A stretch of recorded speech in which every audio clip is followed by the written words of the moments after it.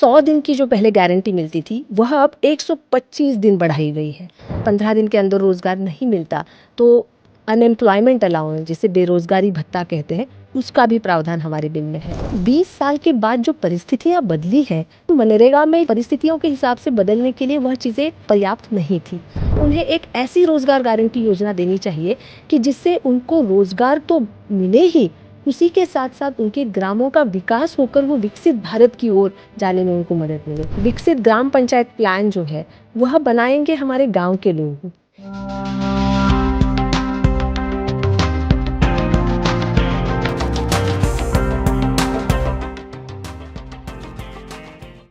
नमस्कार। किसी भी देश के विकसित होने के सफर में यह बेहद जरूरी है कि रोजगार के अवसर सभी के लिए उपलब्ध हों। ये अवसर जो उपलब्ध किए जाएं ये बिना भेदभाव के समान रूप से उपलब्ध हों।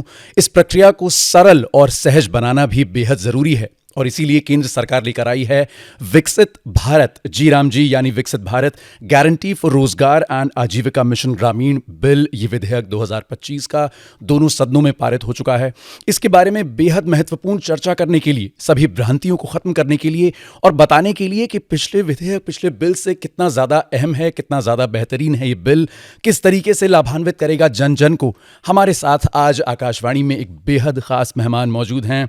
हम जुड़ रहे हैं जॉइंट सेक्रेटरी ग्रामीण विकास मंत्रालय श्रीमती रोहिणी रामदास भाजी भाकरे के साथ। मैम, स्वागत है आपका आकाशवाणी। नमस्कार, थैंक यू।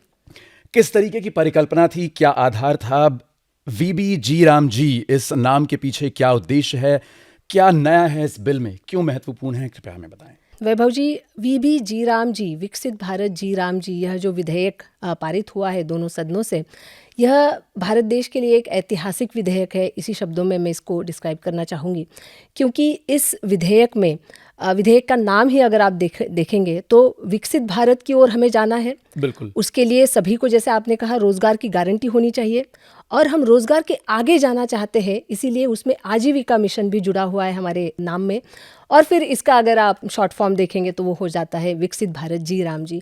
तो विकसित भारत की ओर जाने के लिए जिन चीज़ों की हमारे ग्रामीण इलाकों को ज़रूरत है वह सारी चीज़ें इस विधेयक में निहित है, ये मैं कहना चाहूँगी।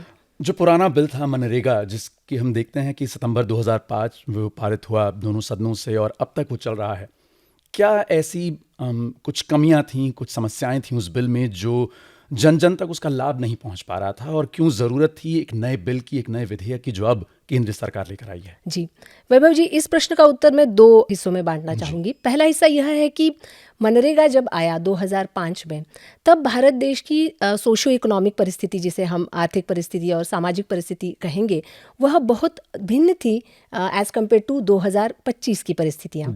तो 2005 में जब मनरेगा आया तब सोशल सिक्योरिटी स्कीम, जिसे हम सामाजिक सुरक्षा की कई सारी स्कीम्स होती है, उसका जो रीच था वह बहुत कम था। बहुत कम लोग जो है सोशल सिक्योरिटी स्कीम से जुड़े हुए थे।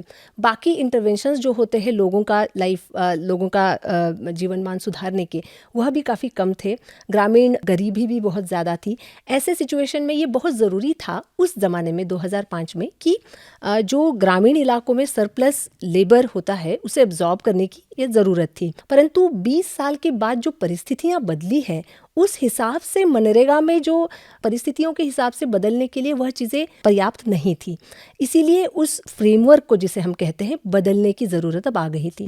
क्योंकि अगर आप देखें तो गरीबी दर बहुत कम हो गया है, जिसे मंथली पर कैपिटा कंजम्पशन कहते हैं, वह बहुत बढ़ गया है और लोगों के एस्पिरेशंस बहुत बढ़ गए हैं। गवर्नमेंट ऑफ इंडिया की कई सारी स्कीमें जो सैचुरेशन के माध्यम से चलती है, प्रधानमंत्री उज्ज्वला योजना हो, सौभाग्य योजना हो, आवास योजना के अंदर इतने सारे मकान बने हैं, प्रधानमंत्री गरीब कल्याण अन्न योजना हो, तो सैचुरेशन के माध्यम से इन योजनाओं का जो बहुत बड़ा रीच हुआ है, उसके बाद यह ध्यान में आया कि रूरल एरिया में ग्रामीण जो हमारे लोग हैं उनके भी एस्पिरेशंस अब बहुत बदल गए हैं, बहुत बढ़ गए हैं। इसीलिए हमने उन्हें एक ऐसी रोजगार गारंटी योजना देनी चाहिए कि जिससे उनको रोजगार तो मिले ही, उसी के साथ साथ उनके ग्रामों का विकास होकर वो विकसित भारत की ओर जाने में उनको मदद मिले। इसीलिए इस नए बिल की परिकल्पना आई। और जब हम विकसित भारत की बात करते हैं तो जो विकसित भारत बनाने के लिए जो बहुत सारे काम होंगे, उन कामों की वजह से जो रोजगार के अवसर जो ज़्यादा होंगे, उसको केटर करने के लिए फिर हमें लगा कि ये 100 दिन जो है वो पर्याप्त नहीं है, इसीलिए उन्हें भी बढ़ाना है। तो वही सेलिएंट फीचर्स हमारे बिल के हैं। मैम, अगर आप मुझे समझा सकें, हमारे सभी श्रोताओं को, सुनने वालों को समझा सकें कि बदलते विश्व, बदलते समय के साथ और जिस तरीके से भारत एक विकसित देश बनने की ओर अग्रसर है, क्यों ज़रूरी था विकसित भारत जी राम जी बिल का आना? क्यों ज़रूरी था इन सभी चीज़ों को उसमें इंक्लूड किया जाना, उसमें जोड़ना, ताकि मॉडल विलेजेस की जहां बात की जाती है, प्रधानमंत्री नरेंद्र मोदी का ये सपना है कि अलग अलग गांव विकसित हों, गांव विकसित भारत की जो ये जर्नी है, जो ये सफ़र है, उसमें जुड़ें। किस तरीके से उसमें ये बिल एक योगदान देगा, एक महत्वपूर्ण योगदान देगा? जी वैभव जी, आपके प्रश्न के साथ साथ में हमारे बिल की जो सेलिएंट फीचर्स है, जो जी। बहुत अच्छी जो प्रावधान है, जो हमारे ग्रामीण लोगों के लिए बहुत ही ज़रूरी है, उसके साथ ही मैं विकसित भारत का उत्तर देना चाहूँगी। इस बिल में जो प्रावधान है वो यह है कि 100 दिन की जो पहले गारंटी मिलती थी वह अब 125 दिन बढ़ाई गई है। तो जो गारंटी थी उसको बहुत ज़्यादा जो है इन्हांस किया गया है, बढ़ाया गया है। तो पहले जो 100 दिन मिलता था अब 125 दिन तक मिल पाएगा। अब ये 125 दिन तक जब हमारे ग्रामीण इलाकों में रोज़गार उपलब्ध होगा तो उसमें कौन कौन से ऐसे काम किए जाने चाहिए जो विकसित गांव और विकसित भारत बनाने में जो है योगदान दे, इसके बारे में भी इस बिल में बात की गई है। तो गांव में जो विकसित ग्राम पंचायत प्लान का एक कॉन्सेप्ट लाया गया है कि एक ग्राम पंचायत को विकसित बनने के लिए जिन सारी चीज़ों की ज़रूरत है, जैसे कि मूलभूत अवसंरचनाएं हों, जैसे कि एक गांव में रोड होना चाहिए, आंगनवाड़ी भवन होना चाहिए, पंचायत भवन होना चाहिए, स्कूल की बिल्डिंग होनी चाहिए, बाकी सारे जो अवसंरचनाएं वो होनी चाहिए, जल संरक्षण के काम होने चाहिए, आजीविका के काम होने चाहिए। ये सब होने पर एक विकसित गाँव बनेगा। तो यही काम जो है इस बिल के प्रावधानों में इन्हीं कामों पर जोर देने के लिए कहा गया है। तो विकसित ग्राम पंचायत प्लान जो है वह बनाएंगे हमारे गांव के लोग ही। इसे डिसेंट्रलाइज्ड प्लानिंग मॉडल कहते हैं कि जिसमें गांव के लोग ही एक साथ बैठ करके ये तय करेंगे कि हमारे ग्राम पंचायत को विकसित बनाने के लिए कौन कौन से कामों को हमने जो है इसमें जोड़ना है, और उन्हीं कामों पर जो है रोजगार भी दिया जाएगा, और वो 125 दिन का होगा। बिल्कुल। अगर किसी को रोजगार 115 दिन के अंदर रोजगार देने का प्रावधान है। अगर एप्लीकेशन करने के बाद अगर 15 दिन के अंदर रोजगार नहीं मिलता तो अनएम्प्लॉयमेंट अलाउंस, जिसे बेरोजगारी भत्ता कहते हैं, उसका भी प्रावधान हमारे बिल में है। तो यह एक कानूनी गारंटी होने की वजह से इसे एनफोर्सिएबल बनाना बहुत ज़रूरी है कि 125 दिन आपकी गारंटी है। अगर आपको 15 दिन के अंदर अंदर रोजगार नहीं मिलता है तो क्या? इस प्रश्न का उत्तर भी बिल ही प्रोवाइड करता है, विधेयक ही प्रोवाइड करता है कि अगर नहीं मिलता है तो आपको बेरोजगारी भत्ता जो है वह दिया जाएगा। मैम, बहुत सी भ्रांतियां हैं इस बिल को लेकर कि गारंटी हटा दी जाएगी, बेरोजगारी भत्ता नहीं दिया जाएगा, जैसा कि अभी आपने बताया। और कौन सी ऐसी भ्रांतियां सुनने में आ रही हैं आपको लगता है जिनका हट जाना, जिनका मानसिक रूप से दूर हो जाना बेहद ज़रूरी है, ताकि लोग इस बात पे स्पष्ट हो जाएं कि ये जो बिल है ये पहले से ज़्यादा बेहतर है, पहले से ज़्यादा लाभ देगा लोगों को, किसानों के लिए ज़्यादा बेहतर होगा? आप इस बारे में क्या कहेंगी? बिल्कुल। लोगों में ये फैलाया जा रहा है कि क्या इस बिल से आपको 125 दिन की गारंटी मिलेगी भी या नहीं।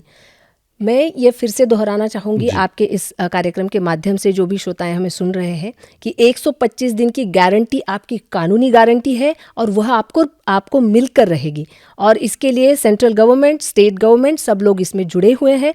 इसीलिए कोई भी इस टाइप की भ्रांति को आप बिल्कुल भी उस पर गौर ना करें। 125 दिन आपकी गारंटी आपको जो है एक फाइनेंशियल ईयर में मिलेगी। अब इसमें किसानों को लेकर जो 60 दिन का एक प्रावधान किया गया है कि जब हमारे किसान भाई बहनों का जब बुआई कटाई का सीज़न होता है तब हमने देखा है कि कई बार मजदूर नहीं मिलते हैं बुआई कटाई के समय। तो इस बिल में यह प्रावधान है जो किसान भाई बहनों के लिए भी और हमारे मजदूर भाई बहनों के लिए भी बहुत ही एक संतुलन बनाए रखने वाला एक प्रावधान है कि जब बुआई कटाई का सीज़न है तब 60 दिनों के लिए एट अ स्ट्रेच नहीं, अलग अलग समय भी हो सकते हैं, क्योंकि सभी को पता है कि बुआई का समय और कटाई का समय अलग अलग होता है और अलग अलग राज्यों में भी वो अलग अलग हो सकता है। तो यह राज्य सरकारों को एम्पावर किया गया है, राज्य सरकारों को ये जिम्मेदारी दी गई है कि आप अपने हिसाब से जो भी लोकल आपका बुआई कटाई का पैटर्न है उस हिसाब से यह तय करे कि कौन से दिनों में आपको यह इस बिल के अंदर जो काम लिए जाएंगे उनको तात्कालिक स्वरूप से थोड़े दिन के लिए बंद किया जाएगा, 60 दिन के लिए। वो बैन नहीं है, हमने सुना कई जगहों पे कि बैन हो गया 60 दिन, ये बिल्कुल गलत है। 60 दिन का जो पीरियड है वो राज्य सरकारें तय कर सकती है कि ओके, बुआई के समय 15 दिन, कटाई के समय 20 दिन जो है बंद रहेगा। तो ड्यूरिंग दैट टाइम, उस टाइम के उस दौरान जो है यहाँ इस बिल के अंदर जो काम लिए जाएंगे उन्हें तात्कालिक टेम्पररीली जो है पॉज किया जाएगा, उसके बाद फिर से वह काम शुरू हो जाएंगे। बिल्कुल। तो इससे हमारा ये होगा कि जो हमारे किसान भाई बहन हैं, आपको पता है कि 86% जो हमारे किसान हैं वो लघु और सीमांत कैटेगरी में आते हैं, मतलब स्मॉल एंड मार्जिनल फार्मर्स। तो उनको मैकेनाइजेशन का अब तक वो लाभ नहीं उठा पाए ज़्यादा पैमाने पर, इसीलिए उनको मजदूरों की आवश्यकता ज़रूर होती है। तो यह हमारे लघु और सीमांत किसान भाई बहनों के लिए भी और हमारे श्रमिक भाई बहनों के लिए भी बहुत ही संतुलन बनाए रखने वाला यह एक प्रावधान है। तो उस भ्रांति को भी दूर करना ज़रूरी है कि 60 दिन आपको काम नहीं मिलेगा, ऐसा नहीं है। 60 दिन केवल एग्रीकल्चर के साथ संतुलन बनाए रखने के लिए किया गया यह एक प्रावधान है। बिल्कुल मैम, कुछ ऐसी चीज़ें हैं जिनके बारे में हम सभी जानना चाहेंगे आपके माध्यम से। वो कौन सी 4 कैटेगरीज हैं जिनसे अलग अलग किसानों को लाभ पहुंचने वाला है? वो कौन से एडहॉक प्रोजेक्ट्स थे जो पहले एडहॉक बेसिस पे हुआ करते थे लेकिन अब उनको बदल दिया गया है ताकि किसानों के लिए और ज़्यादा बेहतरी से इस बिल को लागू किया जा सके? आप बिल्कुल। पहले आप सभी को ज्ञात है मनरेगा के अंतर्गत शेल्फ ऑफ प्रोजेक्ट बनता था, जो ग्राम सभा में पारित होता था। शेल्फ ऑफ प्रोजेक्ट्स में भी अलग अलग तरीके के काम लिए जाते थे और उसके बाद उन कामों को एग्जीक्यूट किया जाता था। ये होता था कई बार कि यह सारे काम सुनियोजित तरीके से हो नहीं पाते थे, कि जैसे एड हॉक बेसिस पे कि इसकी ज़रूरत पड़ी, किसी ने बोला या फिर किसी की सिफारिश आई, इस वजह से फिर काम लिए गए। ये सारी चीज़ें इससे पहले होती थी। अब इस बिल में यह प्रावधान है कि जो 4 कैटेगरीज की आपने बात की, उन 4 कैटेगरीज में जो काम लिए जाएंगे वह भी विकसित ग्राम पंचायत प्लान के माध्यम से जो है लिए जाएंगे और ग्राम पंचायत ही प्लान करेगी कि हमें कौन कौन से काम लेने हैं। अब वो जो 4 कैटेगरीज हैं वो इस प्रकार से है। सबसे पहली कैटेगरी है जल संधारण के कार्य, जल सुरक्षा और जल संधारण के कार्य, जिसमें चेक डैम, कुएं जो इससे पहले भी बनते थे, तालाब की डिसिल्टिंग एंड डीपनिंग, ये सारी चीज़ें जो होगी जो जल संधारण के काम है। दूसरी महत्वपूर्ण कैटेगरी जो है वो कोर रूरल इंफ्रास्ट्रक्चर, जिसे हम बुनियादी अवसंरचना कह सकते हैं। तो गाँव में जो भी ज़रूरत है, जैसे कि मैंने इससे पहले भी कहा कि स्कूल की ज़रूरत है, आंगनवाड़ी की ज़रूरत है, स्वास्थ्य केंद्र की ज़रूरत है, कॉमन सर्विस सेंटर की ज़रूरत है, रोड की ज़रूरत है। तो यह सारी चीज़ें जो है अवसंरचना सेकेंड कैटेगरी में आएगी। थर्ड कैटेगरी जो है वो है आजीविका मूलक गतिविधियाँ, जो लाइवलीहुड इंफ्रास्ट्रक्चर हम जिसे कहते हैं। अब अगर मनरेगा में देखें तो उसके ऊपर बिल्कुल फोकस नहीं था, क्योंकि मेन ऑब्जेक्टिव था कि केवल किसी को शारीरिक श्रम, मतलब अकुशल शारीरिक श्रम का एक रोज़गार देना है। परंतु अब हम चाहते हैं कि हमारा जब देश इतना बदल रहा है तो हम लोगों को केवल अनस्किल्ड मैनुअल काम करने पर ही क्यों रखें। हमने उन्हें ऐसी भी कुछ एसेट्स देनी चाहिए जिससे कि वो आगे जा कर के उनके आजीविका में वृद्धि हो। तो ऐसे आजीविका मूलक जो गतिविधियां हैं, जैसे कि धान्य के भंडारण के जो बिल्डिंग्स बनते हैं, जिसे हम फूड स्टोरेज स्ट्रक्चर कहते हैं, या फिर अनाज स्टोर करने के स्ट्रक्चर्स हों, या फिर हमारे आजीविका की दीदियां हैं। आप सभी को पता है कि दीदियां अब लखपति दीदियां बन चुकी है और इन लखपति दीदियों को अब बड़े उद्यम करने का जो है बहुत आशा है कि वो अब इसके बाद बड़े उद्यम करेंगी। और अगर उन्हें बड़े उद्यम करने हैं तो उन्हें हर बार ब्लॉक या जिला हेडक्वार्टर्स जाने की ज़रूरत ना पड़े। उन्हीं के गांव में अगर एक वर्कशेड बनता है और वहीं पे कुछ बहुत अच्छे उद्यम उनसे दीदियों से हो पाते हैं, तो वह क्यों ना इसमें अलाउड हो। इसीलिए ये जो थर्ड कैटेगरी है हमारी आजीविका मूलक गतिविधियाँ, यह भी एक बिल का बहुत इंपॉर्टेंट प्रावधान है। और चौथा जो कैटेगरी है वह है प्राकृतिक आपदाओं से निपटने वाली कुछ चीज़ें। जैसे कि आपने देखा होगा पिछले मानसून में 3 राज्यों में बाढ़ की परिस्थिति आई थी, हिमाचल हो, उत्तराखंड हो, पंजाब हो। तो हम ये देख रहे हैं कि एक्सट्रीम वेदर इवेंट्स जिसे कहते हैं वो आजकल बहुत बढ़ रहे हैं क्लाइमेट चेंज के चलते। तो हम चाहते हैं कि हमारे गांव जो है वो क्लाइमेट रिजिलिएंट बने, वो लचीलापन उनमें हो कि कल जाके अगर कोई बाढ़ आती है या फिर और भी कोई प्राकृतिक आपदा आती है तो उससे निपटने की जो है क्षमता हमारे गाँवों में हो। इसीलिए अगर कोई कोस्टल गाँव है तो वहाँ साइक्लोन शेल्टर होना चाहिए, सुनामी शेल्टर बनना चाहिए। अगर कोई गाँव हिली एरिया में हो, हिमालयन एरिया में हो, तो रिटेनिंग वॉल्स बने जिससे उनके खेत की ज़मीनों का जो है संरक्षण हो। तो ऐसी कई सारी प्राकृतिक आपदाओं से निपटने वाले जो एसेट्स है वो हमारी चौथी कैटेगरी में शामिल है। मैम, आपसे जानना चाहेंगे, प्रधानमंत्री ने बार बार इस बात पर जोर दिया कि विकसित भारत बनने की दिशा में हमारे लिए एक बेहद ज़रूरी चीज़ है कि जितने भी अलग अलग मंत्रालय हैं, जितने भी अलग अलग विभाग हैं, उनमें आपस में समन्वय होना बेहद ज़रूरी है। ये कोऑपरेशन, ये कोऑर्डिनेशन ही था जिस वजह से पीएम गति शक्ति इंट्रोड्यूस किया गया देश में। अब पीएम गति शक्ति के साथ चलते चलते जो नया विधेयक है विकसित भारत जीराम जी बहुत जल्द अधिनियम बन जाएगा। किस तरीके से आप देखते हैं कि पीएम गति शक्ति इसमें सम्मिलित किया गया है, मिश्रित किया गया है, किस तरीके से अब वो समन्वय जो पहले नहीं हुआ करता था अब हम बेहतर ढंग से देख पाएंगे? बहुत अच्छा सवाल है। विकसित भारत जीराम जी यह ऐसा विधेयक है जिसमें कन्वर्जेंस, जिसे हम कहते हैं अभिसरण, कन्वर्जेंस ऑफ डिफरेंट स्कीम्स, अलग अलग जो सरकार की योजनाएं अलग अलग माध्यम से चलती है उनको एक साथ ला करके उनका कन्वर्जेंस करके जो डिलीवरी करनी है वह इंस्टीट्यूशनलाइज करने की, उसको एक संस्थात्मक स्वरूप देने का प्रावधान जो है इस विधेयक में है। हमारे आदरणीय प्रधानमंत्री जी हमेशा से ही केवल वोल ऑफ गवर्नमेंट नहीं, वोल ऑफ नेशन अप्रोच की बात करते हैं कि इसमें हम सब ने जुड़ना है। इसमें हम सारे मंत्रालयों ने ही केवल नहीं परंतु स्थानिक स्वराज्य संस्थाओं के जो हमारा संपूर्ण सेटअप है उन्होंने भी जुड़ना है, गांव के लोगों ने भी जुड़ना है। इसीलिए इस कन्वर्जेंस के माध्यम से इसे करना ज़रूरी है। अब बात आई पीएम गति शक्ति की। कन्वर्जेंस करने के लिए हमें पहले यह पता होना चाहिए कि कौन कौन से मंत्रालय की कौन कौन सी योजनाएं आपके यहाँ कार्यरत है, तो वह पता करने का एक बहुत अच्छा तरीका है पीएम गति शक्ति।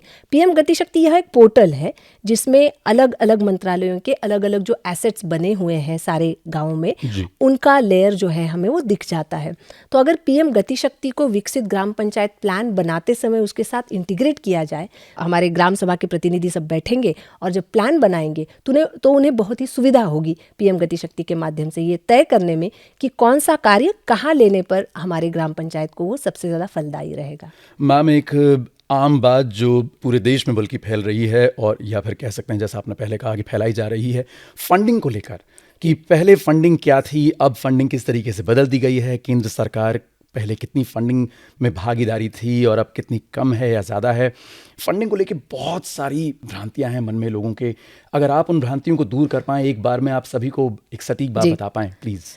वैभव जी, मैं आपको पहले तो ये बताना चाहूँगी कि ये भ्रांतियाँ एक्चुअली लोगों में नहीं है। लोगों को तो 125 दिन की गारंटी मिल रही है तो हमारे भाई बहन उसमें खुश है, परंतु कुछ जगहों से ये आ रहा है कि पहले तो 100% जो है गवर्नमेंट ऑफ इंडिया देती थी या 90-10 था, परंतु मैं अब इस माध्यम से ये पूरा क्लियर करना चाहूँगी कि एमजी नरेगा में भी फंड शेयरिंग पैटर्न जो था वह ऐसा था कि मटेरियल कंपोनेंट जो होता है, जो सामग्री मद जिसे कहते हैं, सामग्री मद में 75% गवर्नमेंट ऑफ इंडिया देती थी और 25% जो है वो राज्य सरकारें कंट्रीब्यूट करती थी और मजदूरी का जो है 100% गवर्नमेंट ऑफ इंडिया से जाता था।